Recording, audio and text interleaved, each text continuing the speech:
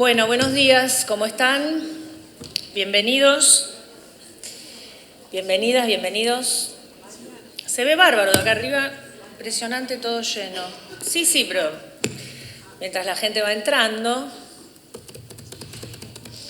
un ataque de ansiedad generalizado.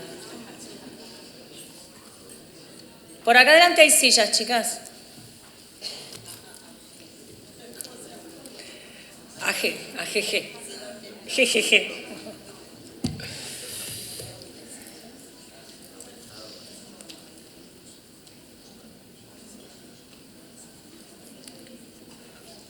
Salón lleno, menos mal que pusimos más sillas, ¿no? Impresionante.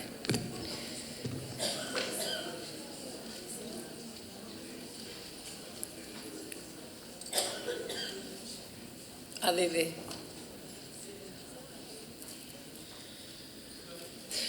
Bueno, vamos a dar comienzo.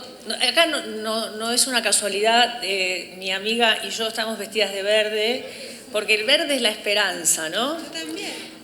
Y acá en verde. Es la esperanza de que las jornadas no se terminan, van a seguir 2 años más.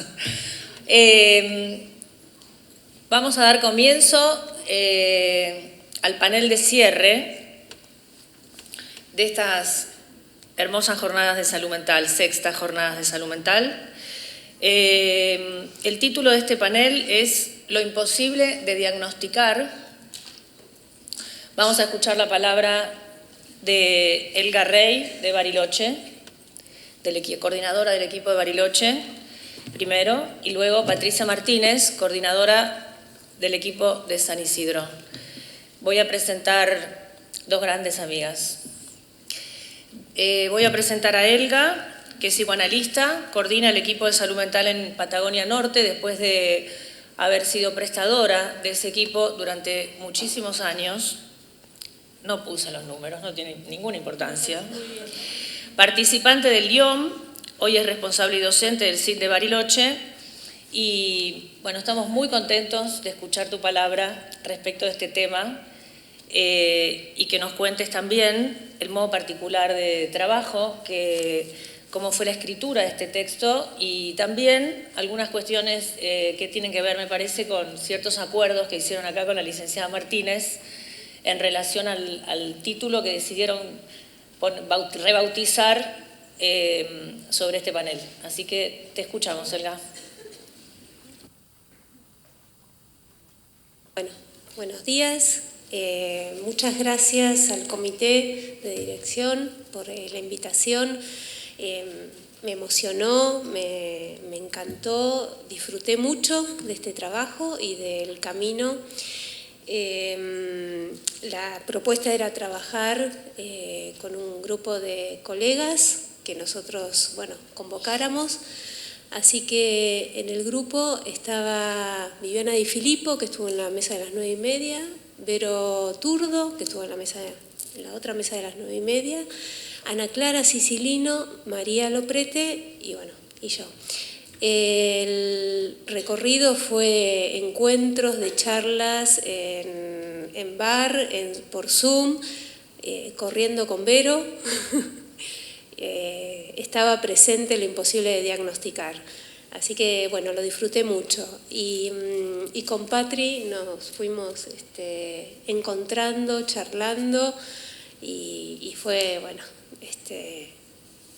acordamos, tras contarnos por dónde iba cada una, en unificar un solo título,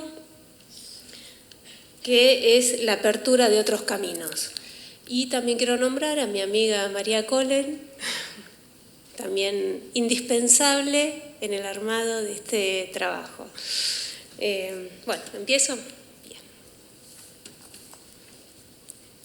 El encierro. Un niño, su madre y la entrevista de orientación. De la boca de su madre solo salían diagnósticos, muchos diagnósticos. Al menos a mis oídos llegaban muchos. Ahora solo recuerdo déficit de atención. Mientras tanto el niño, inquieto, giraba en la silla, agarraba objetos que había arriba del escritorio, Los manipulaba, luego se levantaba, se volvía a sentar, volvía a girar. La escena dentro de ese cuarto de 4 paredes no era ni más ni menos que un torbellino de palabras maternas y movimientos imparables del niño. Pasaban los minutos, eternos minutos, hasta que llegó un corte, quietud, y luego, tengo sed, tengo sed, tengo sed, tengo sed, repetía el niño una y otra vez. Me paré bruscamente y de manera casi imperativa dije, ¿tenés sed? Vamos a buscar agua. Salimos por el pasillo de la filial aceleradamente rumbo a la cocina. Mi tono de voz cambió a calmo y suave. ¿Querés servirte vos solito?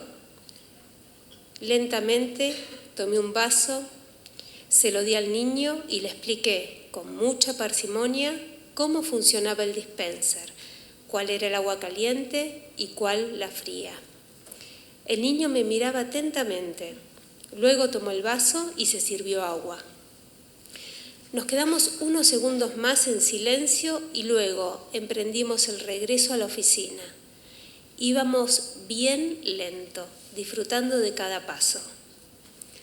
Así continuó la entrevista. El niño se sentó tranquilamente en su silla, observó su vaso de agua en la mano, dio pequeños sorbos, por momentos levantaba la vista hacia mí hasta que finalizó el encuentro.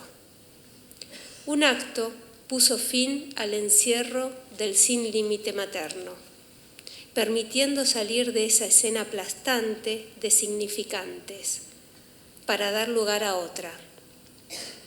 Pero, ¿qué tiene que ver este relato con el diagnóstico y su imposible?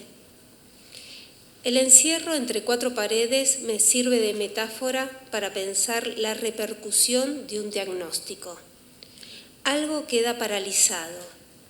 Vuelvo a decir, encerrado. No hay dialéctica posible que eche a andar. Miquel Bassols habla de enjaular al ser humano en el binario del significante. La ley de hierro del significante, dice. Hay casos en que este encierro significante contiene, alivia. Una palabra que nombra el malestar puede reubicar un detenimiento de la voraz búsqueda de sentido, posibilitar una localización de goce. Sirve para estar frente a los otros y hacer uso de ese, digamos, diagnóstico.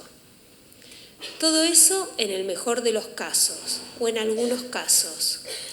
En otros, ese diagnóstico empuja a una búsqueda sin fin de confirmación. Es ahí donde las palabras no alcanzan, diría una expaciente.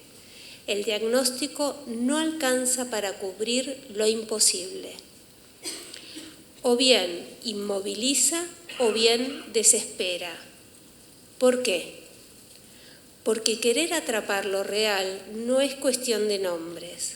Lacan va a decir en el seminario 18, no parte de lo que el nombre, no parte de que el nombre es algo que se aplique así sobre lo real.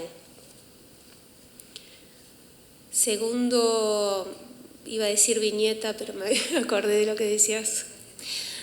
Segundo recorte, gracias. Segundo recorte, una entrevista, el caso lo presentó Vivi Di Filippo a las 9:30, así que un poquito los que estuvieron van a escuchar lo mismo. Acude a la entrevista de orientación de manera presencial Emi y su madre. El pedido se da luego de haber concurrido a una institución que trabaja con casos de TCA, trastorno conducta alimentaria. Relata la madre que eran 2 psicólogas en la entrevista y que hicieron muchas preguntas. M dice que no le gustó nada porque en un momento le preguntan ¿qué comidas te salteás? Siente esa pregunta desubicada. Yo le contesté ninguna. Es una obviedad para M la respuesta. Pero lo que la sorprendió fue justamente que dieran por hecho que se salteaba comidas. No me preguntaban cómo estaba, ni cómo me sentía, y le digo, ni lo que te gusta o lo que querés hacer. Claro, Cambia su semblante, se la nota aliviada. Le propongo derivarla a un profesional del equipo y que acuda a las consultas las veces que a ella le parezca necesario. Así, hablar de las cosas que quiere, de sus proyectos, de cómo está. Consultas a su medida. Acepta. Al poco tiempo se acerca la madre a la filial para decirme que M se había ido muy contenta el otro día y que iba a empezar con la nueva psicóloga que le propuse. M pudo captar que se le escuchó distinto, o podemos decir que se le escuchó. El no saber quedó del lado del coordinador, invitando así a que despliegue en su enunciación algo de su ser. Vuelvo en esta pequeña viñeta a pensar la propuesta, lo imposible de diagnosticar. Me resuena ser, falta en ser, núcleo del ser. Freud va a decir que el núcleo de nuestro ser, que consiste en emociones de deseos inconscientes, permanece inaprensible. Está constituido por el oscuro ello que comercia directamente con el mundo exterior y además solo es asequible a nuestra noticia por la mediación de otra instancia. Hasta ahí la cita. Lo imposible de diagnosticar es ese núcleo del ser del que habla Freud. Eso que no comercia con el mundo exterior y podría decir está muy cerca del ombligo del sueño. Ahí. Lacan en la respuesta, ¿sí, no? ¿Cómo? Yo por lo que escucho. No sé por qué. A ver ahí, capaz que me alejo. Ahí, gracias. Lacan en la respuesta a una pregunta a Marcel Ritter toma la cuestión del ombligo del sueño de Freud y va a decir, el ombligo del sueño es eso que se especifica por no ser dicho, en caso alguno, es un agujero, es algo que es el límite del análisis. Esto tiene evidentemente algo que ver con lo real. Conserva en alguna parte la marca de un punto donde no hay nada que hacer. Ese punto, ese anarcant, es lo no reconocido. Hasta ahí. Y eso, no reconocido, pienso, tiene la marca de la imposibilidad. Y la imposibilidad es un límite.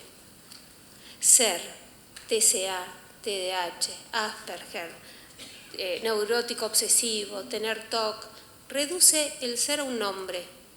Se cuantifican los síntomas, se pone en serie y se saca una conclusión, una normativa en la cual encajar en un para todos igual. Se olvidan que hay una parte del sujeto insondable, ese punto que no se repite en otros. Lanzar o relanzar a ese sujeto al motor de la falta en ser, del ser que le da ese otro, impulsa la fuerza del deseo. Tercer recorte, invención. Mario Rodríguez, claro, es un nombre inventado, pero en el equipo de auditoría, con los chicos de servicio de atención al cliente, en las conversaciones con los colegas, siempre lo llamamos por nombre y apellido. Vino Mario Rodríguez, ahí estamos con la carpeta de Mario Rodríguez. ¿Cómo cambió desde la primera vez Mario Rodríguez? Es así. Y así Mario Rodríguez tiene su lugar entre nosotros. En la última internación en el Hospital Zonal de Bariloche, la indicación del equipo tratante fue continuar el tratamiento en comunidad terapéutica. Le dimos vía a esa indicación con María, que es auditora de discapacidad, y Mario Rodríguez ingresa a la comunidad. Claro, a los 3 días, 4, como mucho, se va. La madre me manda mensajes presionando, con todo un bla bla bla para que vuelva a la comunidad. Pensamos y conversamos mucho este caso con María.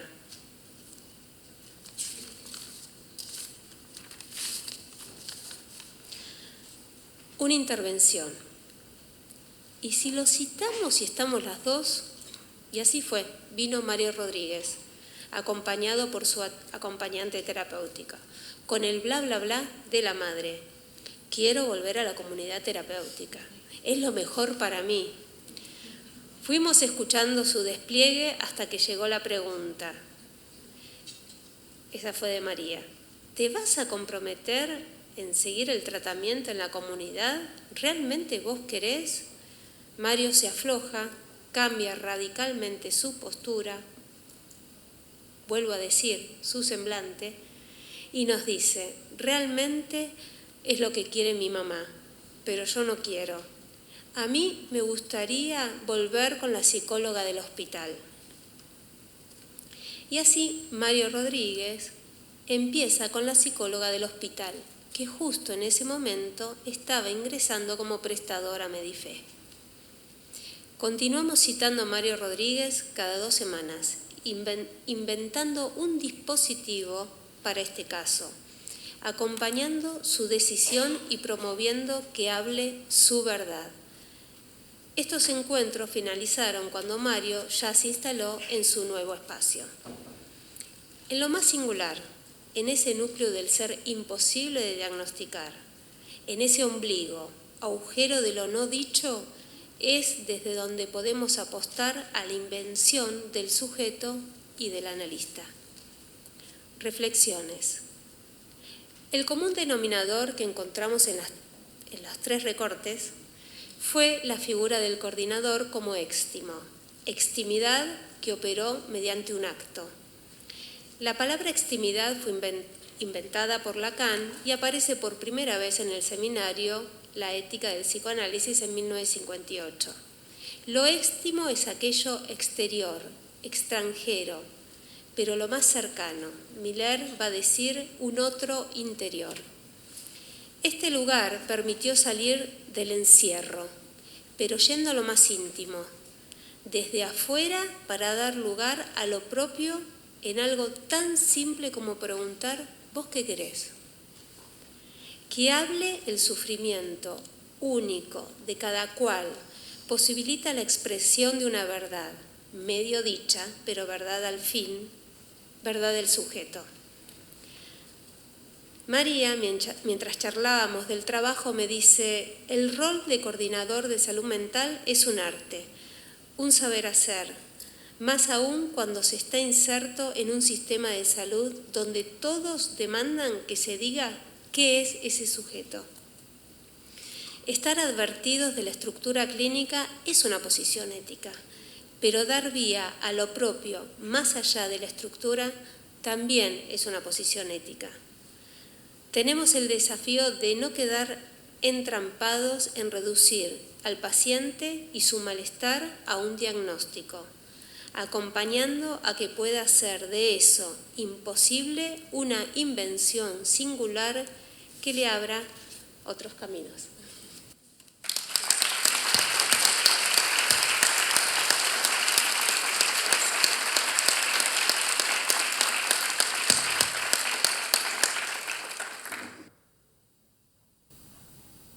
Bueno, muchas gracias, Elga.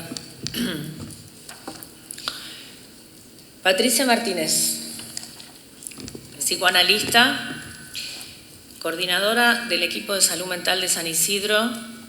Durante muchos años también fue coordinadora del equipo de salud mental de Pilar en Medife. Editora de la revista En el Margen, revista de psicoanálisis. Y fundadora de una revista que se llama Rinoceronte, que para quienes no la conocen, la recomiendo calurosamente.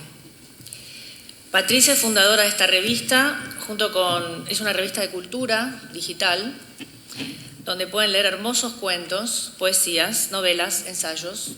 Es una revista en colaboración con Juan Pavlov, Gaby Cuomo, Daniel Ripesi, que son quienes han inventado esta maravilla de lectura. Así que paso el chivo, ya que estamos. Toda la gente que hay acá.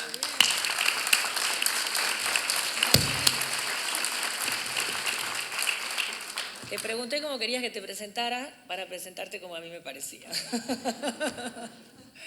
Bueno, Patri, te escuchamos. Llegó el día, acá estamos. Estaba pensando que uno siempre escribe un trabajo antes de venir, ¿verdad? Sería terrible ponérselo a escribir ahora. Y también a veces uno escribe los agradecimientos, o sea que yo también los escribí. Así que dense por agradecidos todos los agradecimientos tradicionales que uno generalmente hace. Con todo cariño les agradezco, pero quise cambiar en este momento, después de haber atravesado las jornadas, los agradecimientos de rigor por la gratitud. Y digo lo que me pasa, digamos. Una cosa es imaginarse que íbamos a venir a las jornadas y otra haber estado.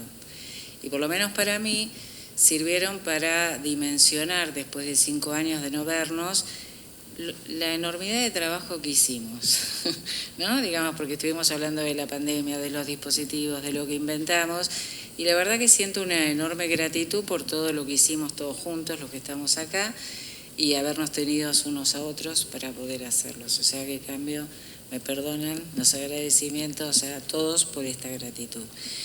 Bueno, como contaba Elga, cuando nos invitaron a escribir sobre lo imposible de diagnosticar y demás, y nos encontramos para ver qué habíamos pensado, vimos que estábamos en sintonía como con los colores. Y entonces dijimos, ¿por qué no poner un título común, que fue la apertura de otros caminos, que me parecía que es la vía por la cual tomamos lo imposible de diagnosticar? Yo creo que la invitación que nos hizo el comité de dirección fue que no fuera un trabajo individual. Medife tiene el rasgo de trabajar en equipo, o sea que entendimos que lo que nos pedían que hiciéramos es que habláramos en consonancia con otros. O sea que ella se juntó con toda la gente que nombró y en mi caso, digamos, fue más gastronómico, pizza, empanada de por medio. Nos juntamos con Rodrigo Nieto, Zulma Reichoumi, que está acá presente y que le agradezco, y Guille Rodríguez, que no pudo venir. Así que bueno, después nos juntamos con Elga y de todo eso salió esto. Y me pongo los anteojos porque si no ahora sí que no puedo leer. 2 epígrafes sobre los que voy a trabajar. ¿Cómo sostener una gentileza que permita la emergencia de un hablar allí donde crece el desierto afectivo? Esta es una cita de Paul Perval, Filosofía de la deserción, nihilismo, locura y comunidad. Y la otra es una cita de Lacan de Problemas Cruciales, del Seminario de Problemas Cruciales para el Psicoanálisis, que dice: ser psicoanalista es estar en una posición responsable, la más responsable de todas, en tanto él es aquel a quien es confiada la operación de una conversión ética radical, aquella que introduce al sujeto en el orden del deseo. Cuando uno está concluyendo un texto, como en este caso el que hoy voy a leer, siempre me ocurre, tal vez a ustedes también, que me entran reservas, que no alcancé a desarrollar lo que tenía en vistas, que no es claro, que recién a partir de ahora podría empezar a pensar el tema, la disconformidad, más allá de lo atribuible a los síntomas propios, que no hay por qué correrles el cuerpo, afirma que se ha dado por concluido algo inconcluso, algo que se está haciendo. Por tanto, hay que hacerse cargo del carácter inacabado de lo que vamos a decir hoy acá con Elga. Hay un saber que no concluye, que está haciéndose. Y estas oportunidades, como son una jornada, nos permiten ir haciéndolo, por lo cual agradezco siempre el trabajo que me hacen tomar estas invitaciones. Desde el comité nos invitaron a realizar un dispositivo que decidimos simplificar, o sea que Elga y yo decidimos hacer lo propio y a nuestra manera. Pero entiendo que apuntaba a este trabajo con otros, ¿no? Entonces ya nombré las personas con las que trabajamos. Tenemos presente que hablamos en el marco de la jornada organizada por Medife, abierta a la comunidad y compartida con profesionales de diversas especialidades, con quienes en conjunto, mas no amontonados, ni mucho menos neutralizados unos por otros, intentamos dar respuesta a los malestares por los cuales nos consultan. De esto trató la jornada, ¿verdad? De los nombres actuales del malestar y su abordaje, lo cual parte del supuesto de que hay producciones sintomáticas y padecimientos singulares que pertenecen a una época o se constituyen como efectos de ella. Esta, como toda época, se expresa de una forma diferente a otras. Captar su singularidad no es tarea sencilla. Hasta aquí construimos el marco de qué vamos a hablar, a quiénes y con quiénes nos pusimos a pensar. Nos queda el desafío que todo título es, lo imposible de diagnosticar. Recordé que en la reunión que tuvimos, Zulma habló de su dificultad de dar un diagnóstico como psicoanalista cuando su función de auditora de terreno lo solicita. Me pareció un buen lugar por donde empezar. Las dificultades propias, saliendo de los caminos transitados en donde, por pertenecer a un mismo discurso, terminamos diciendo todos más o menos lo mismo. Por eso renunciar a los caminos trillados, no entrar por lo imposible de diagnosticar para desembocar en la clínica de lo real y habitar en una jerga que nos es propia como analistas, me pareció un buen comienzo para esta ocasión. Comencemos entonces por ubicar la dificultad que con tanto tino y sencillez nos planteaba la amiga Elga, la dificultad de un analista que trabaja en una empresa de salud y que trabaja con otros no analistas a la hora de responder al requerimiento de un diagnóstico. Guillermo es compañero nuestro del equipo de San Isidro, pero aparte es psiquiatra. Digo esto porque tiene toda su importancia los que nos comenta. Él nos recordó que si de diagnósticos vamos a hablar, se trata de ubicar la forma en que se diagnostica en nuestra época y también el uso que se hace del diagnóstico. En tanto analistas no estamos ajenos a pensar diagnósticos, pueden orientarnos, ayudarnos frente a un caso, incluso a tomar algunas precauciones o no. Eso está en el horizonte, pero no comanda. Lo que nos orienta es la escucha del caso. Lo dicho en el diálogo analítico nos hace relegar cualquier categoría. Hay un saber con el cual no contamos como punto de partida y que se construye con el decir de quien consulta. Como bien señalaba Guillermo, en estos intercambios, por nuestro trabajo tenemos que dialogar con otras disciplinas y aún dentro de la misma, o sea, dentro de los propios analistas, con otras orientaciones teóricas. Así nos encontramos como, tanto en la psiquiatría como en la psicología, los diagnósticos cobran otro valor. Al estar alienados, bueno, eso es un fallido, alineados. Pero bueno, qué sé yo, al estar alineados con el discurso científico y su predominancia en nuestra época, DSMs mediante.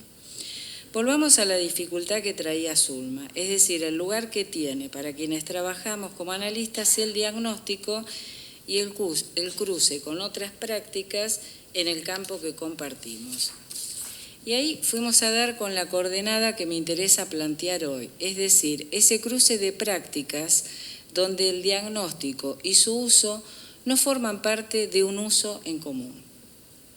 Ante un obstáculo, un impedimento, una dificultad que se presenta como problema, hay siempre alguna manera de situarse frente a ello. Esa manera de encarar los asuntos o rehusarse a hacerlo, de sostener la interrogación que nos provocan, los modos de encontrarse afectado determinan, a mi entender, las posibilidades que tendremos. Por lo tanto, vamos a situarnos frente a la dificultad. Sigo con el diagnóstico. Voy a partir de una situación a la cual nos enfrentamos a diario, por ejemplo, en las consultas de orientación con niños. Podemos también tener presente los casos que recién presentó Elga, que son, digamos, a todos los que trabajamos en coordinación, no son tan conocidos, ¿no? Los niños hoy siguen muchas veces un circuito que va del pediatra al neurólogo y del neurólogo al psicólogo, del cual se espera que administre técnicas que funcionen como auxiliares de la medicina al modo de un análisis de laboratorio o una radiografía para confirmar el diagnóstico que ya se hizo y que en muchos casos se acompaña con el formulario para la obtención de un CUT, junto a las órdenes pertinentes para tratamiento anual que incluyen las más de las veces varias prácticas, sí o neuropsi. El diagnóstico con el que llegan estos niños, más que presuntivo, es conclusivo. El encierro del que hablaba Elga. Funciona como tapón cuando se concibe que se puede saber antes de dar el tiempo necesario para que alguien diga lo que tiene para decir. ¿Qué le preocupa? Y esto es posible porque se hace coincidir al paciente con sus síntomas, concibiendo que el ser y el cuerpo son una y la misma cosa, y por lo tanto el sujeto que podríamos suponer es uno e indiviso. La ciencia tiene la exigencia de que el sujeto sea uno y sea contabilizable como uno, evaluable y medible, lo cual no cuestionamos, porque eso es lo propio del campo de la ciencia, pero no podemos desconocer que estos criterios dejan por fuera cualquier singularidad, esa de la que habla Guillermo cuando dice que la escucha del caso nos hace olvidar cualquier categoría a priori. En este modelo científico-médico del diagnóstico no hay imposible. Todo debe ser diagnosticado, ya que los síntomas son la consecuencia de una alteración bioquímica cerebral. Esto nos contaba Guillermo de la psiquiatría neurocientífica. No hay pasaje por la subjetividad, por lo que no hay imposible. Estas palabras, son de Guillermo, que además vale decir, también ya dije todo, voy agregando, o sea que ahora cuando leo me queda todo loco. Nombrar o diagnosticar, porque esto que agrego lo voy construyendo mientras lo voy hablando. Sepan disculpar los inconvenientes en el momento de la construcción. Cuando estaba viniendo en el avión se me ocurrió otra manera de decir esto y la escribí así apresuradamente. Nombrar o diagnosticar no quiere decir dar nombre a un hecho o mencionar con la palabra justa lo ocurrido. Nombrar significa entrar en una especie de tembladeral, estar ante lo que no tiene nombre. Creo que esta es una diferencia fundamental entre lo que nombramos como analistas y lo que la ciencia pretende atrapar en el nombre. Si todo se puede nombrar, clasificar y recubrir, no hay imposible que valga. La literatura nos acompaña en esto. El idioma analítico de John Wilkins, de Borges, inspiró a Foucault a escribir las palabras y las cosas. Lo que Borges ubica en estos textos es que hay algo imposible, algo que se sale de sus goznes cuando se lo lleva a los límites del lenguaje y la palabra. Eso genera que algo falle, y esto por supuesto es lo que recordaba mi coequiper Rodrigo Nieto, que ama la literatura. Diagnósticos prêt-à-porter disponibles en grillas clasificatorias crecen cada temporada y actualmente comportamientos vitales, crisis de la vida, hasta modos de ser o de actuar ingresan al campo de los diagnósticos y por lo tanto se va produciendo un corrimiento de la normalidad, una ampliación de los rasgos considerados patológicos y como consecuencia se extiende la medicalización y la normativización de la población. Cuando un médico da un anestésico, creo creer yo, para un dolor, se sabe que alivia, pero no se confunde ese alivio con la resolución del problema que lo originó. El síntoma no se confunde con la causa de la enfermedad. En nombre de este error de razonamiento se medican masivamente la angustia y un número de síntomas que no pedirían más que hablar. Con la apariencia de cientificidad, el organicismo llevado al extremo genera una profunda deshumanización del sufrimiento. Ya no existen más amores desafortunados o el dolor por la pérdida de alguien cercano. Todo debe ser acallado y resuelto. Los diagnósticos del DSM inventarían síntomas. No interrogan por las causas subjetivas que lo determinan, ni tampoco contemplan la asociación de varios síntomas. Las nuevas categorías hicieron estallar viejas nosografías. La histeria ya no se considera más una estructura y desaparece de los diagnósticos. En su lugar, un importante número de síntomas aislados quedan sin racionalidad. Como analistas, sabemos que el malestar es inherente a nuestra condición hablante. La cultura no es sin malestar. Siguiendo Lacan, la posición del analista es estar en una posición responsable de dar lugar a la palabra y dar el tiempo de su despliegue, para permitir que cada quien articule aquello que tenga para decir. Elga lo dice muy sensiblemente, cuando se va a buscar agua con el niño, es una escena que me encanta, y le da el tiempo de correrse de ese palabrerío materno también con la chica que quiere contar, ¿no? Digamos, qué es lo que le pasa, ¿no? Y hoy como ayer, esto sigue siendo subversivo y da las condiciones de posibilidad para que cada uno tenga una vida más amable y menos tonta. Como coordinadores de salud mental de una empresa tenemos la responsabilidad de atender las consultas que nos llegan. Como lo hacemos, también es nuestra responsabilidad. Con el tiempo uno encuentra más preguntas que certezas. Tal vez la única que cultivo hoy día es la idea de compartir y repetir a mis compañeros de equipo, que son los que me soportan más asiduamente, que no se trata de diagnosticar enfermedades, realizar prácticas terapéuticas o administrar medicamentos, sino de atender vidas que buscan que alguien las escuche. En eso estamos y así seguiremos. Fernando Ulloa lo decía de una manera que me gusta, decía: se necesita de un miramiento, una mirada que aloje sin demandar, sin exigir, sin clasificar, una dedicación capaz de sostener una gentileza, como decía Pelvar, que permita la emergencia del hablar. Podemos decir también una disponibilidad que dé lugar a la transferencia. Entiendo entonces que lo imposible de diagnosticar no habla de ninguna imposibilidad que debamos subsanar. Entiendo que tampoco se trata que los psicoanalistas que trabajamos con otros en este marco debamos defender al sujeto contra la objetivación de las ciencias modernas, cuando el saber inconsciente mismo sutura a ese sujeto. Es en el trabajo analítico que ese saber inconsciente, acéfalo y productivo, se subjetiviza. Esa es nuestra responsabilidad.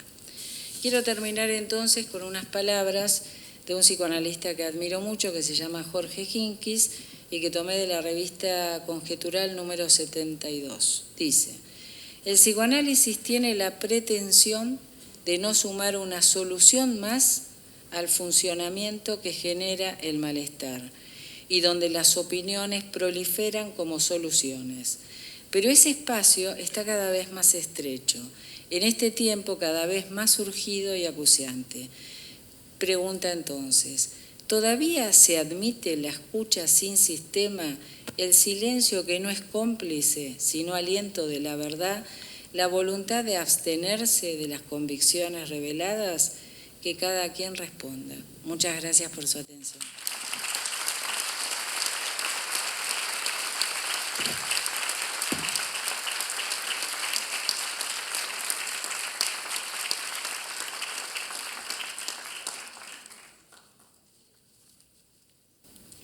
Bueno, después de este aplauso caluroso, vamos a abrir la conversación con el público. Si quieren ir levantando la mano, les acercamos el micrófono. Gabriela Cuomo. Bueno, gracias Elga, gracias Patri por los trabajos.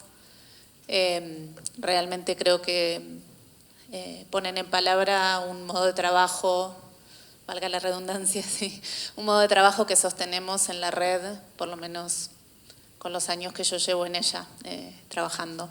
Así que los agradezco y agradezco el contrapunto entre ambos también, sobre todo en tu texto, Patri, porque cuando discutíamos los ejes de la jornada, yo tenía particularmente una insistencia por el eje del diagnóstico, porque me parecía importante poner esa categoría al trabajo en un equipo que es interdisciplinario, donde muchas veces tenemos que sostener la atención alrededor de esa categoría por los usos, como vos bien ubicabas, ¿no? Por los usos que esa categoría, las conceptualizaciones y los usos que esa categoría tiene al interior de cada disciplina y de cada práctica, como decía ayer, que conforma este equipo. Entonces pensaba que, jugando un poco con el título del eje, es cierto que hay un imposible de diagnosticar y es cierto que los analistas también diagnosticamos.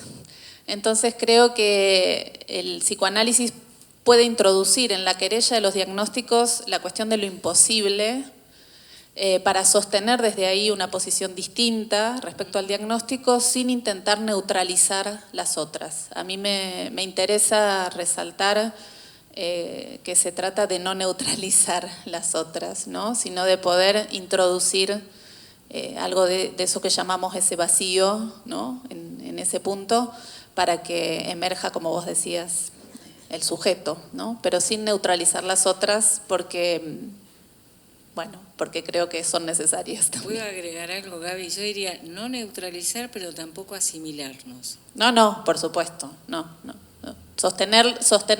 Para mí hay que sostener la atención. Es fundamental. Gracias.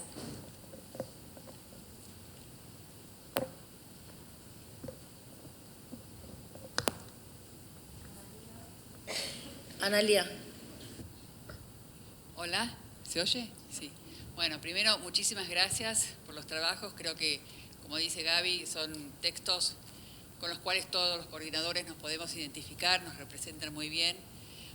O sea, ya Gaby lo dijo mejor que yo. Lo que yo quería agregar es que la característica de nuestro diagnóstico es... ¿Veis? La característica de nuestro diagnóstico, yo lo nombraría de este modo, es el famoso término diagnóstico presuntivo y diagnóstico en espera. Y en esa espera trabajamos nosotros. O sea, a veces debemos pensar un diagnóstico, a veces debemos escribir un diagnóstico un poco generalmente, pero nuestra interioridad es el diagnóstico hacia adelante, en espera, a confirmar. Nada más. Muchas gracias.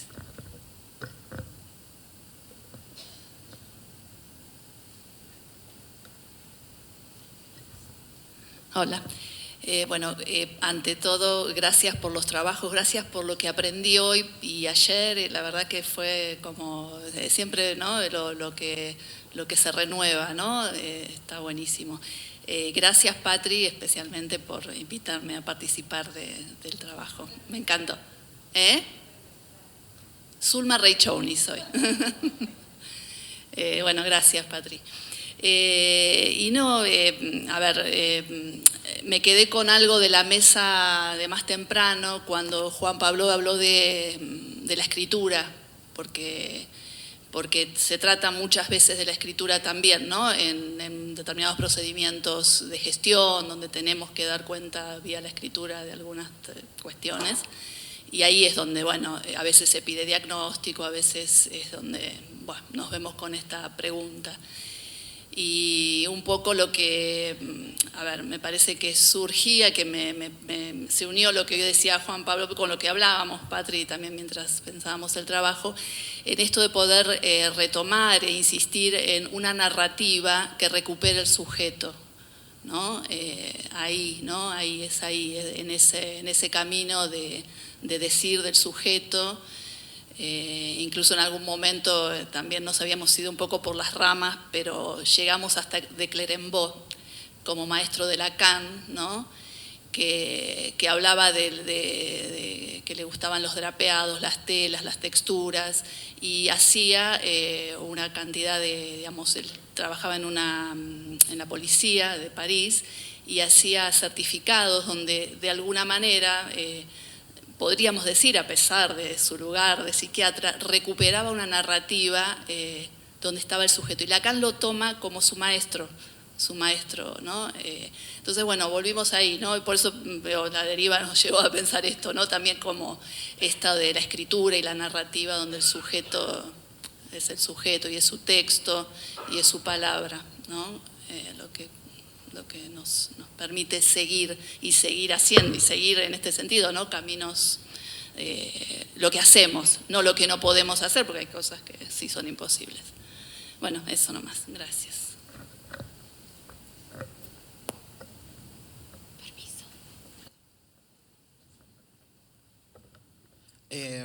Buenos días a todos. Bueno, la verdad, le agradezco muchísimo. Perdón, ¿nos recordás tu nombre? Sergio. Le agradezco muchísimo por lo que nos comentan de sus trabajos. Estos 2 días de la jornada espectaculares, realmente todos los trabajos impecables. Y me llevo un gran conocimiento y una premisa muy buena sobre el diagnóstico.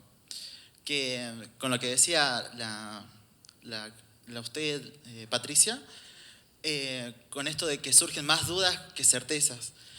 Y es verdad, el diagnóstico tiene que surgir y nos tiene que dar más preguntas que certezas, nos tiene que permitir, y es ahí donde el ser escuchado, esto de que las vidas buscan ser escuchadas, es lo que nos permite que hayan más preguntas.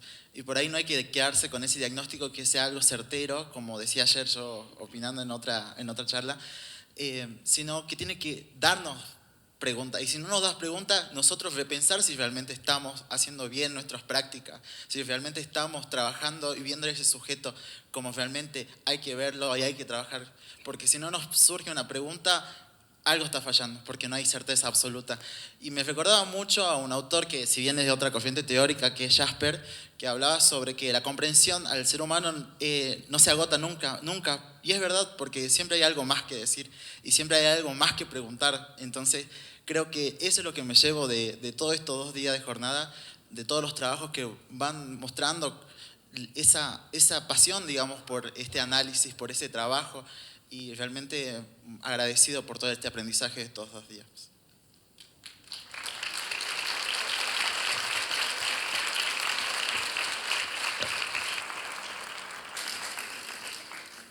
Osvaldo del Fabro, por acá. Bueno, Vivi, y después Osvaldo. Bueno, hola a todos. Yo soy Viviana Di Filippo del equipo de Bariloche y la verdad que el trabajo que hicimos, estuvo maravilloso. Y vuelvo a la mesa donde presenté el trabajo y que se generó una conversación muy linda, y voy a situar 2 cuestiones, tomando lo que decía Analía, esto de la espera, ¿no? Y lo que decía Araceli, el tiempo y el espacio, estas categorías que, uno le tiene que dar lugar. Y otra cuestión que me pareció, re interesante, que vos decías, Patricia, que lo imposible es parte, es inherente. Entonces esto es un poco el faro también nuestro, ¿no? Como una orientación cuando se trata de hacer un diagnóstico. Así que, eso.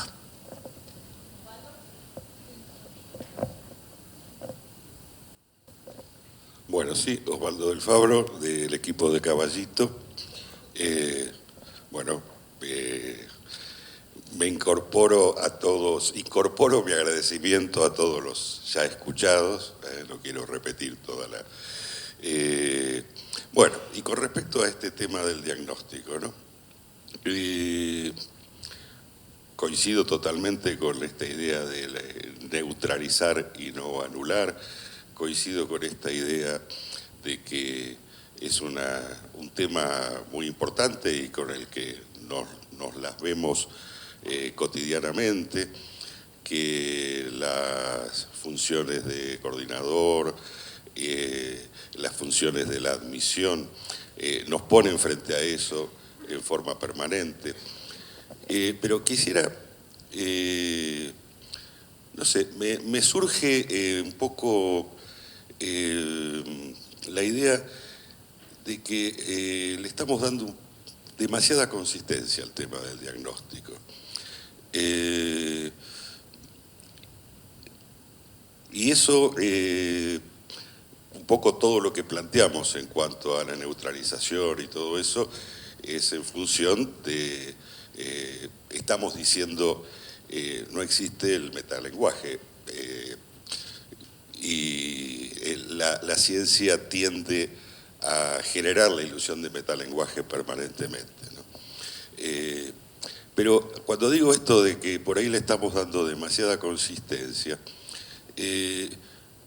esto viene a raíz de que pienso, ¿cuándo me han pedido un diagnóstico? ¿Cuándo esta empresa llamada Medife me ha pedido un diagnóstico? Y no me lo ha pedido nunca. Yo completo una planilla todas las semanas donde hay una columna que se llama motivo de consulta, no se llama diagnóstico. Ahí es donde me surge este sentimiento de, ojo, no le demos consistencia a lo que realmente no la tiene para nosotros, o no le demos demasiada consistencia a lo que realmente no tiene demasiada consistencia para nosotros, y no nos defendamos de responder aquello que no se nos pide que respondamos. Bueno, eso nada más.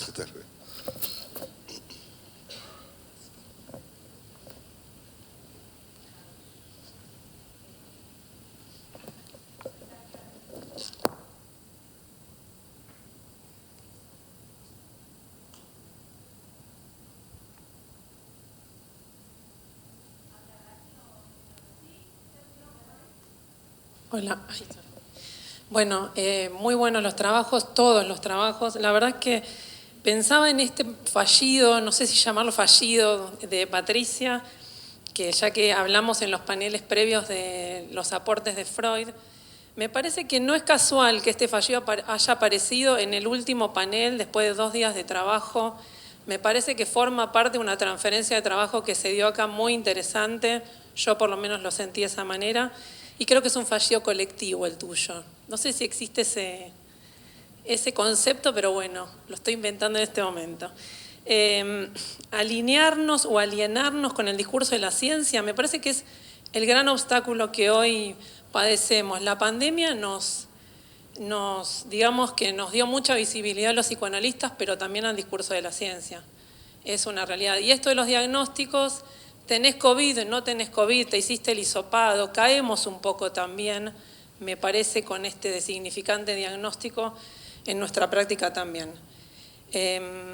Así que bueno, nada, creo que ese fallido para mí fue bárbaro y una perla freudiana que nos ayuda de alguna manera a seguir apostando por el psicoanálisis. Así que bueno, eso quería agradecerles. Hola. Rubén Bustamante de Mar del Plata, del equipo de Mar del Plata. Bueno, gracias por los trabajos divinos. Me quedo con lo que dijo Elga sobre lo imposible vinculado al núcleo del ser y el ombligo del sueño, ¿no? Y yo diría lo ininterpretable también. Y Patri, me gustó esto de una disponibilidad abierta a la transferencia, diría disponibilidad abierta a la sorpresa y la amabilidad, ¿no?, que mencionás. Me parece que Medife no nos pide diagnósticos, pero sí la demanda social, eso está clarísimo. Por eso no es que le damos consistencia a nosotros, la consistencia se lo da quien nos hace la demanda. Después hay que recordar que el diagnóstico tiene un lugar y una especificidad en el psicoanálisis. Desde Freud, con sus nosografías, siempre estuvo presente y esas distinciones diagnósticas nos han permitido orientarnos en la clínica. Incluso Freud tiene por lo menos 3 nosografías distintas que son orientadoras para pensar el diagnóstico con una especificidad dentro de la práctica analítica. También en Lacan, no voy a hacer todo recordar, pero él, por ejemplo, ahora me acuerdo algo que dice, que no toma en análisis hasta que alguien tenga un deseo decidido, no como persona decidida, sino decidido en el sentido de la estructura. La primera parte de la enseñanza de Lacan, que se hace diagnóstico por estructura, va cambiando y me parece que su última enseñanza tiene una relación al diagnóstico interesante al hablar de los nudos y todo eso, pero bueno, sigue estando presente. Y el DSM es un manual con pretensiones clínicas, a diferencia de la psiquiatría clásica, que tenía una riqueza de la mirada y la distinción de los cuadros. El DSM actual le agregaría la cuestión del mercado, porque se crean cuadros para producir medicamentos nuevos. También eso es un fenómeno, o sea, ciencia y mercado, digo, no es solamente la ciencia, pero también está presente algo que tiene que ver con un borramiento de la clínica. También hay como dos movimientos. Por un lado, una patologización generalizada de un diagnóstico a mansalva, como han mencionado, pero también hay una despatologización, también que es un tema para discutir, ¿no? Interesante eso. Bueno, gracias.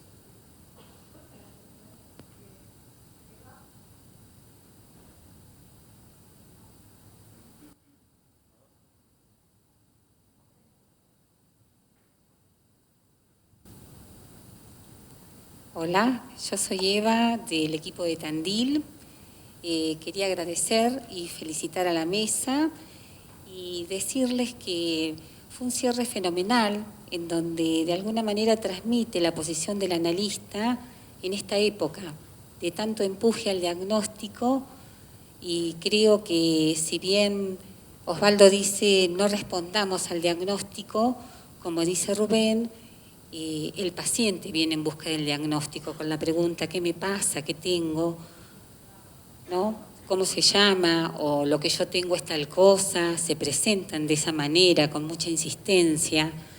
Y creo que en esta época un analista lo que puede hacer frente al diagnóstico es dejarlo en suspenso, para introducir una pregunta o un tiempo para pensar sobre eso que le aqueja al sujeto.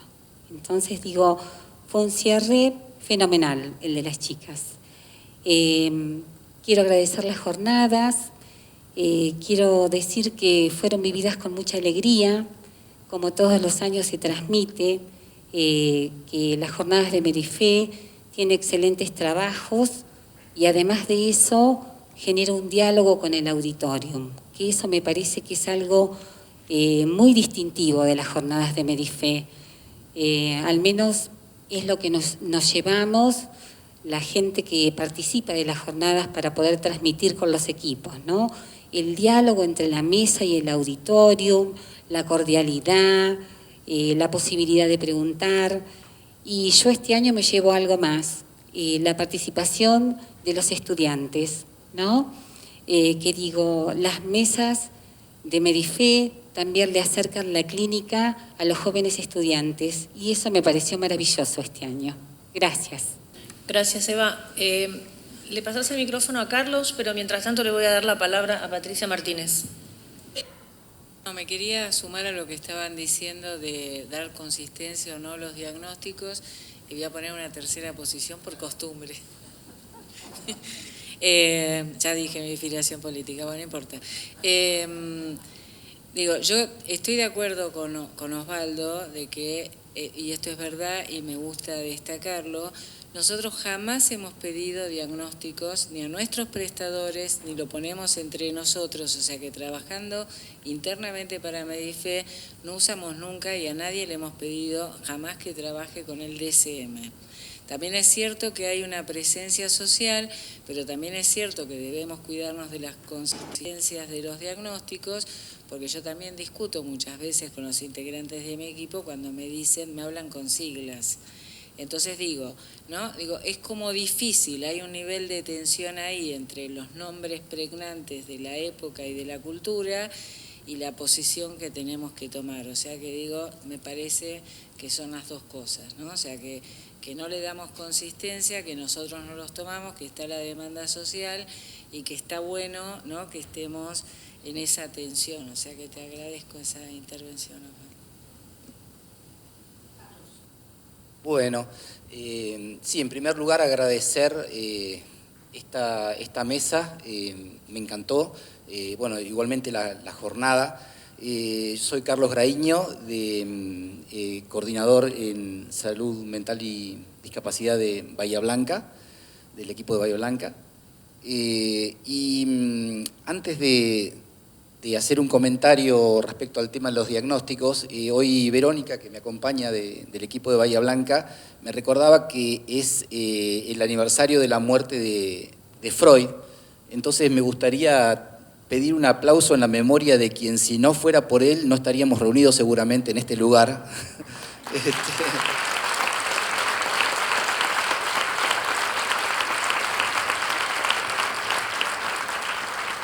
Y bueno, y respecto a los diagnósticos, yo digo que el diagnóstico lo pienso como una bendición de la religión de la época, que es la ciencia, y que gracias a esa bendición del diagnóstico, el diagnóstico creo que hay que pensarlo como un significante, y un significante es lo que nos hace pregunta, qué es lo que quiere decir, no tiene una significación. Entonces agradecerle a la religión de la época, que es la ciencia, que nos da los diagnósticos para que nosotros podamos tomarlo como un significante y hacer con eso otra cosa. Nada, esto.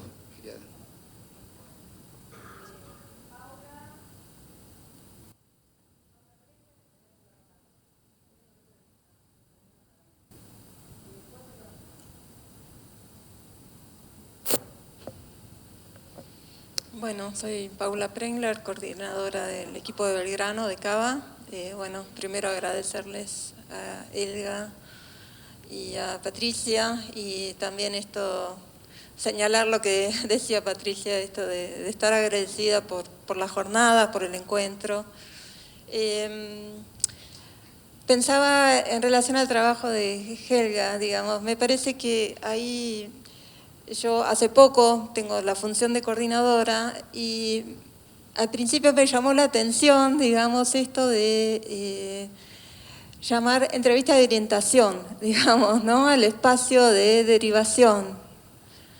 Me parece que eso justamente permite pensar, digamos, que uno puede incorporar esto que viene de afuera, cómo se presenta, digamos, es una sola entrevista en general, donde uno tiene que tomar este modo de presentación del otro, ¿no?, como venga, digamos, ¿no? Entonces me parece interesante introducir esta apertura de puerta, ¿no?, y armar otro espacio para que este niño se presente a su manera, escuchar esa necesidad de sed y darle lugar, digamos, y orientar esa consulta que a veces viene de esta manera, digamos, con un cúmulo de diagnósticos, ¿no? Y poder reorientar eso, esa demanda hacia otro espacio, hacia una pregunta, hacia el deseo, ¿no?, en lo posible. Así que bueno, no sé si querés... No es una pregunta, pero es algo que a lo mejor podés también incorporar. Sí, Paula, a mí cuando era prestadora no entendía esto de entrevista de orientación, hasta que me puse la ropa de coordinadora y me cuido, ni de casualidad digo auditora. Una entrevista de admisión, ni loca lo digo, porque no es eso. Pero bueno, me tuve que poner la ropa. ¿Puedo una cosita más? Sí. Lo que quieras. No, quería retomar lo que decía Gaby, como de no neutralizar, estoy muy de acuerdo, porque me parece que es importante que podamos dialogar con otros discursos, porque si no nos quedamos solos. Nosotros hablamos capaz de estructura, yo me siento más cómoda, ¿no?, de decir, bueno, la estructura, qué tipo de estructura, pero sí tenemos que estar a la altura de la época y de los otros discursos. Sí, eso.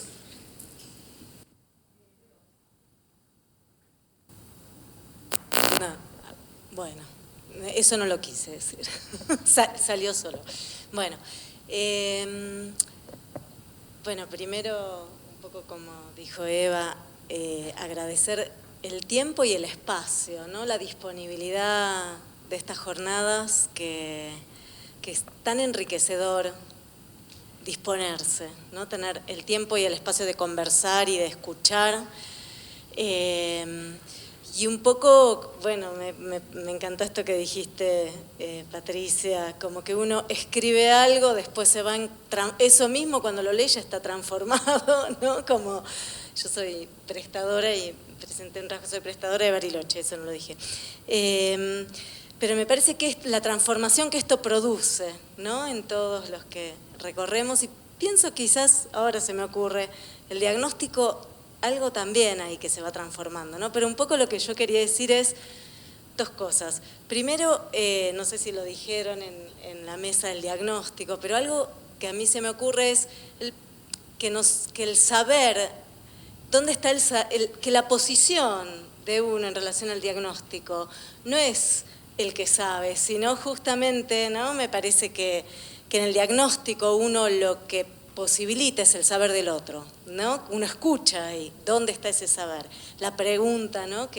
Y un poquito algo que quería decir que se me ocurrió y las veo detrás del cuadro, me hace pensar un poco el diagnóstico, ¿no? En psicoanálisis. Y como vos empezaste las jornadas, Mariana, con lo pulido, ¿no? Y me convoca un poco el principio y el final, pensando un poco de esto no es apostar a un saber pulido, ¿no? Sino un diagnóstico no es sin, ¿no? Agujeros y procesos y construcciones, es un tejido que se va armando, me parece, ¿no? Gracias. Bueno, de hecho yo traía en las palabras de apertura una cita del propio artista que dice que cuando hace estas obras lo que está roto lo lleva, digamos, como un modo de construcción a hablar de su infancia y sus recuerdos, ¿no? Hola. ¿Tu nombre? ¿Qué tal? Patricia Castro, de Comodoro Rivadavia. Y pensaba en esto de, como psicopedagoga, ¿no? Y la importancia de los analistas, pero que también no hay muchos. A mí me pasa que somos una de las que, bueno, acá, en Salta y en este congreso, pero en Comodoro Rivadavia eso no pasa. Entonces, por ahí, a mí me ha pasado últimamente que los papás llegan buscando un diagnóstico, soy psicopedagoga, vienen para eso, porque casi siempre hay una situación con la escuela, y gratamente, últimamente, más allá de los diagnósticos que he tenido que realizar, siempre la derivación es a psicología, siempre. Muchas veces ni siquiera tienen que seguir con psicoterapia de psicopedagogía, o sea, y a veces los papás te demandan y te dicen, no, pero no hay, no conseguimos, yo quiero que siga con vos. Y la verdad que las herramientas las tienen ustedes, no las tenemos nosotros a veces, porque podemos ser muy buenas evaluando, sacando el coeficiente intelectual.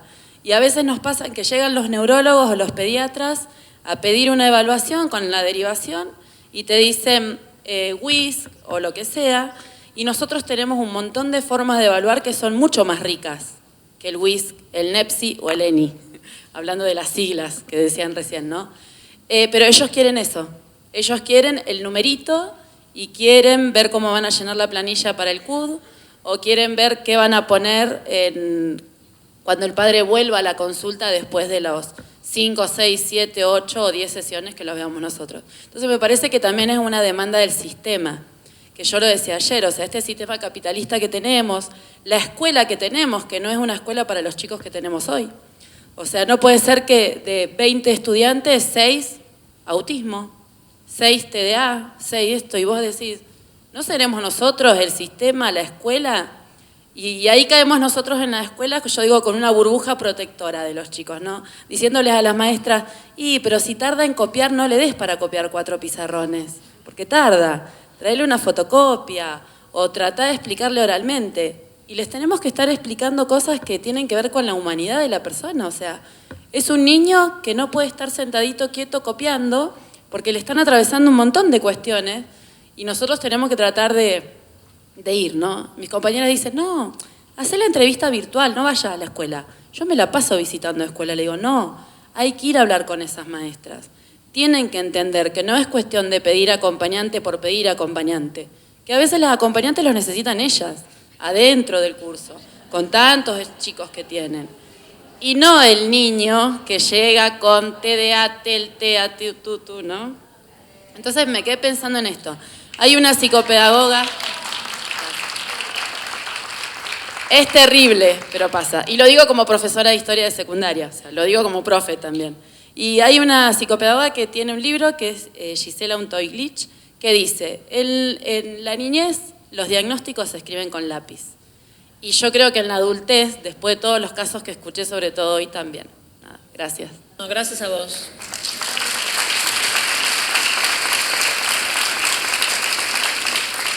Y gracias por la cita que traes, porque me parece una hermosa manera de decir lo que estamos hablando acá, ¿no? Escribir un diagnóstico con lápiz es también otro modo de decir, que son diagnósticos presuntivos, que son diagnósticos en construcción, y me parece que esta jornada de alguna manera muestra el modo particular de respuesta que tenemos, al menos en Medife, a esto que vos acabás de describir, que no pasa en Comodoro, pasa en todo el país. Entonces no hay que bajar los brazos, efectivamente hay que seguir resistiendo a eso y hay que seguir construyendo del modo que lo hacemos como contracultura, ¿viste? Irene. Hola. Bueno, en principio hermosos los dos trabajos, chicas, y gracias a todos por estas maravillosas jornadas. Quería hacer un comentario porque yo escuché a Gabriela que hablaba de no neutralizar los diagnósticos que provenían de otras disciplinas, digamos, sobre todo los diagnósticos que provenían del área de la ciencia, y lo escuché a Osvaldo que hablaba de neutralizar, pero no anular, ¿no? Y yo quiero decir que estoy un poco más de acuerdo con lo que plantea Osvaldo, porque me parece que por ahí podemos neutralizar los efectos que estos discursos tienen como tapón, justamente. No anularlos, sino por el contrario, y acá estoy de acuerdo con Gabriela, tenemos que además conocer mucho de cuál es el entramado, la historia por la cual se construyen esas nosografías. ¿Cómo se llega, por ejemplo, a un diagnóstico actual del espectro autista en el DCM? ¿Cómo se llega a la noción de retraso mental en el RCM? ¿Cómo se llega a la noción de trastorno límite de personalidad en el DCM? Bueno, en esto los que estudiamos en mi época lo sabemos, ¿no? De psicopatología con Mazuca, que hay una historia detrás de la construcción de la matriz conceptual de cada uno de estos diagnósticos, que me parece que tenemos que conocer cabalmente para poder también abrir otra vía, para poder escribir nosotros un diagnóstico con lápiz, para poder neutralizar esos efectos, ¿no es cierto? No anulándolos, conociéndolos. Digamos, no sé si uno se remonta nombraban recién el WIX, por ejemplo, ¿no? A lo que son los test mentales, ¿no? A lo que es el concepto de inteligencia, de dónde sale, ¿no? Del gobierno francés que necesitaba, digamos, distribuir alumnos especiales de alumnos que no lo eran, digamos, para una cuestión de Estado, de distribuir educación. Y así nacen los test mentales. Y vos preguntabas a Binet qué es lo que mide su test y decía, la inteligencia es lo que mi test mide, ¿no? Tautológicamente. De ahí, digamos, de esa tautología inicial empiezan los numerosos equívocos y malos entendidos que se arrastran desde 1905. Entonces, digo, me parece que, insisto, hay que tratar de neutralizar en los sujetos esos efectos de tapón que producen estos diagnósticos a partir de no anularlos y de conocer en profundidad su matriz teórica. Bueno, gracias, Irene. Vamos a ir cerrando el panel. La verdad que no hay nada mejor que darle la palabra acá a la coordinadora de Metropolitana, Gabriela Cuomo. Bueno, Que seguramente no va a cerrar, va a abrir, porque ya conocemos de tus intervenciones, Gaby. No, igual quería retomar, Irene justo volvió sobre eso, pero desde antes de la intervención de Irene, quería retomar el tema de neutralizar, por cómo lo había retomado Helga, porque pienso, primero que insisto en esto, los analistas también diagnosticamos, digamos, diagnosticamos en un sujeto la relación a la palabra que tiene, la relación al cuerpo que tiene y la relación al lazo que tiene, ¿sí? Para mí esos son tres vectores que cuando uno trabaja con un niño, más todavía, pero cuando trabaja con cualquier sujeto, son los tres vectores que siempre diagnosticamos. Que no le pongamos un nombre a eso, no quiere decir que no diagnostiquemos, porque Freud decía que hay que tener algo de ese diagnóstico para saber qué le vamos a proponer a un sujeto, ¿no? Cuando lo invitamos a hablar. Pero me interesaba la cuestión de no neutralizar, entiendo lo que dice Patri, no asimilar, y entiendo lo que dice Osvaldo, no sobredimensionar. Pero creo que si queremos tener alguna eficacia, tenemos que entrar en la conversación con los modos, como decía Irene, en que cada disciplina construye sus diagnósticos, construye la categoría de diagnóstico y sobre todo los usos que hace de esos diagnósticos cada práctica y cada disciplina. Y retomando lo que decía Carlos Graíño, creo que también, en esto hablo a título absolutamente personal, los analistas a veces tenemos que curarnos de la ambición de querer curar de la ciencia, porque como decía Carlos, a veces un diagnóstico es un significante que le puede salvar la vida a un sujeto, ¿sí? Si nosotros, como analistas, podemos dimensionar el valor que ese significante tiene en ese sujeto, ¿sí? Entonces, bueno, eso, nada más. Bueno, como dicen en el barrio, una más y no jodemos más. Maxi Alessanco. Bueno, muchas gracias, muy breve. Un poco quería poner el acento en que el comité había hecho una propuesta inicial de un tema que era justamente lo imposible de diagnosticar, y cuando lo pusimos a rodar en los equipos, hubo como una especie de efecto retorno que no esperábamos, que fue sorpresivo. Y entonces repensamos, fue como una rectificación lograda, esto es lo que quiero decir, ¿no? Sirvió este intercambio porque pudimos nosotros repensar que los nombres actuales del malestar era un nombre que para una jornada de salud mental iban mucho mejor, y creo que el desarrollo de estos días da cuenta de eso, ¿no? Y pudimos recuperar el título en el panel final, ¿no? Y les agradezco muchísimo los trabajos. Es una cuestión teórica que me parece que es importante porque es, por lo menos para mi brújula, y le debo un poco esa orientación a Dani Axman de una conversación que tuvimos, telefónica. Que creo que la diferencia entre la ciencia y el psicoanálisis es que el psicoanálisis piensa lo imposible como un límite real. En cambio, la ciencia piensa lo imposible como impotencia. Y eso me parece que es una disquisición muy importante, porque si lo lees como impotencia, entonces hay que producir cuestiones para taparlo y obturarlo. Y nosotros lo tomamos para agujerearlo. Y por eso es lo imposible de diagnosticar. Ponemos en juego el diagnóstico para agujerearlo, ni más ni menos. Bueno, gracias. Gracias. Gracias por recordar lo que nos pasó con ese título. Muchas gracias. Bueno, llegó el momento de cerrar. En algún momento tenía que ocurrir. Yo traje un muy pequeño aporte de un poeta que me parece que está en sintonía con este panel, que ya lo conversé acá con mis compañeras. Soy una lectora y seguidora de un escritor argentino que se llama Fabián Casas, y me acercó la palabra de un poeta que no conocía. Miren lo que dice Fabián y luego la cita del poeta. Dice Fabián Casas: la escritura es una experiencia colectiva, como todo esto que está pasando acá. Uno se individúa siempre en el caldo de lo colectivo, y paradójicamente hay algo en uno que no se puede nunca individualizar, un excedente del ser que vuelve como angustia.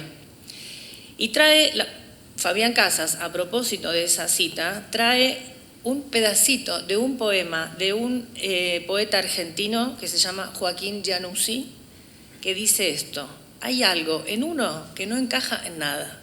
No me digan que eso no es también un modo de, exactamente, de nombrar lo imposible de diagnosticar. Bueno, muchas gracias.